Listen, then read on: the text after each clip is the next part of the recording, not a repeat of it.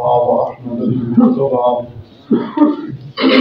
وعلى آله الأتقياء وأصحابه الأصفياء أما بعد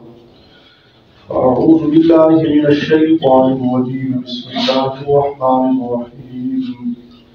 وأتموا الحج والعمرة لله فإن أحصرتم فما استيسر من الهدي ولا تحلقوا رؤوسكم حتى يبلغ الهدي محله فمن كان منكم مريضا أو به أذى من رأسه ففدية من صيام أو صدقة أو نسك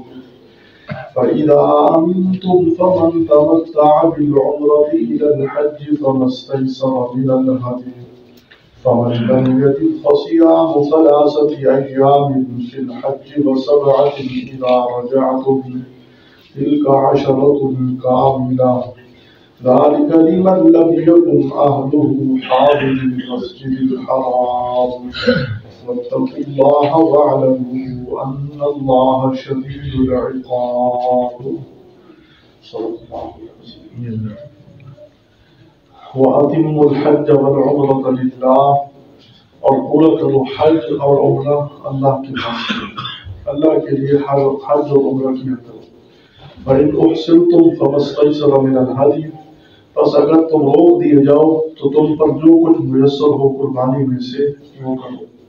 وَلَا تَحْلِقُوا رُؤُوسَكُمْ حَتَّى يَبْلُغَ الْهَدْيُ مَحِلَّهُ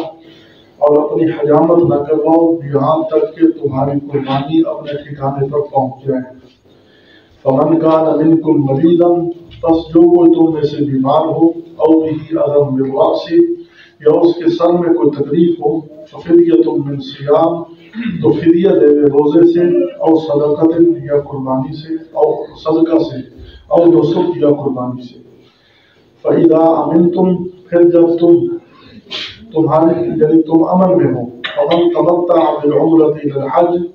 تو جو کوئی تم میں سے عمرہ کو حج کے ساتھ ملائے فَمَا اسْتَيْسَرَ مِنَ الْهَدْيِ تو اس پر ہے جو کچھ میسر ہو قربانی میں سے یعنی وہ قربانی کرے جو حج اور عمرہ اکٹھا کرے فَمَنْ لَمْ يَجِدْ جو کوئی نہ طاقت رکھے فَصِيَامُ 3 أَيَّامٍ فِي الْحَجِّ تو 3 روزے رکھے حج کے دنوں میں و7 إِذَا رَجَعْتُمْ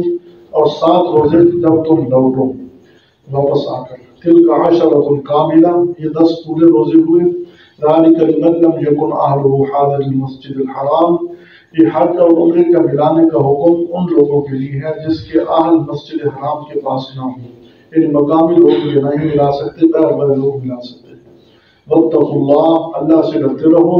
واعلموا اور جان لو ان اللہ شدید العقاب کہ بے شک اللہ سخت عذاب دینے والے ہیں وَأَتِمُّوا الْحَجَّ وَالْعُمْرَةَ لِلَّهِ ابواب البر چل رہے ہیں نیکیوں کے ابواب بیان کیے جا رہے ہیں پیچھے قتال کا حکم بیان کیا جہاد کے متعلق احکام تھے اب حج کے متعلق احکام بیان کیے جا رہے ہیں فرمایا وَأَتِمُّوا الْحَجَّ وَالْعُمْرَةَ لِلَّهِ یہ 11واں حکم ہے کہ حج اور عمرہ کو اللہ کے لیے پورا کرو تو گویا کہ اس لفظ سے یہ اشارہ کر دیا کہ ہر نیکی کا کام اللہ کے لیے کرنا چاہیے اسی طرح حج اور عمرہ بھی اللہ کے لیے کرنا چاہیے اگر کوئی حج کرنا چاہتا ہے تو اپنی نیت اور ارادہ یہ کرے کہ میں اپنے اللہ سے ملاقات کے لیے جا رہا ہوں اور اللہ کے لیے حج اور عمرہ کرنے کے لیے جا رہا ہوں تو یہ نیت ہونی چاہیے آج کل تو خرافات ہو گئی حج جانے کے حاجی تیار ہو رہے ہوتے ہیں اور بڑی برادری اکٹھی ہو جاتی ہے اور خرائطیں ہو رہی ہوتی ہیں لوگوں کو بتلایا جا رہا ہوتا ہے کہ فلاں صاحب آج جا رہے ہیں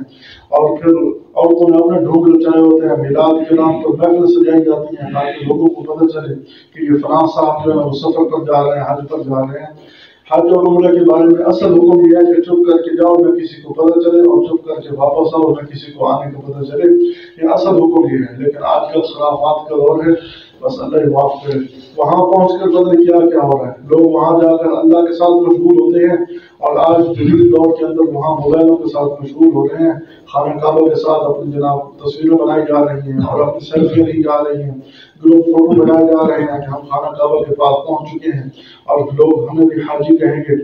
وہ کہتے ہیں نا کہ ایک آدمی حج کر کے آیا اور سیدھا جو ہے نا جب گھر پہنچا دکاندار کے پاس پہنچا انہوں نے کہا بھائی میرا کھاتا نکالو اس نے کھاتا کھولا دکاندار خوش ہو گیا کہ شاید یہ میرے پیسے ادا کر رہا ہے تو جب اس نے کھاتا کھولا کہتا یہاں لکھتے حاجی آتے ہی اس نے کہا کہ میرا نام لکھ دے حاجی، پہلے لکھا ہوا تھا سرفراز، یہ جو بھی لکھا ہوا تھا یہاں لکھ دے حاجی۔ وہ دکاندار حیران اور عجیب بات ہے، تو یہی حال ہے۔ اور یہ بھی ایک خطرناک لفظ ہے، حاجی اور حاجی، میری بات سمجھنا، حاجی اور حاجی، لوگ کہتے ہیں نا حاجی صاحب، اور بعض لوگ کہتے ہیں حاجی صاحب، بڑی ہا کے ساتھ اور ہا کے ساتھ، یہ دو لفظ ہیں۔ حاجی کا معنی تو ہوتا ہے حج کرنے والا، اور جو کہتے ہیں نا حاجی صاحب، عموماً لوگ کہتے ہیں حاجی صاحب، اس کا معنی ہوتا ہے بکواس کرنے والا، ٹھیک ہے نا، یہ لفظ بڑے سوچ کے ضرور ہے۔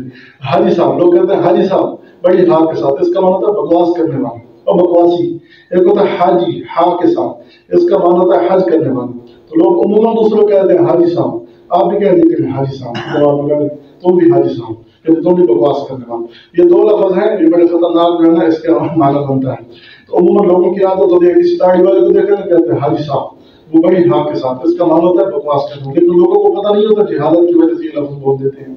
تو بہرحال بعض حاجی ایسے ہوتے ہیں کہ اگر ان کو حاجی صاحب نہ کہا جائے تو ناراض ہو جاتے ہیں، اور بعض لوگ کہتے ہیں کہ بس حاجی صاحب، بیوی کہہ رہی ہے حاجی صاحب، اور میاں کہہ رہا ہے حاجر مائی، یہ لفظ بولے جاتے ہیں، اگر نہ بولے جائے تو لوگ محسوس کرتے ہیں، ناراض کرتے ہیں۔ تو خدا کے لیے یہ بڑے خطرناک معاملے ہیں۔ اللہ فرما رہے ہیں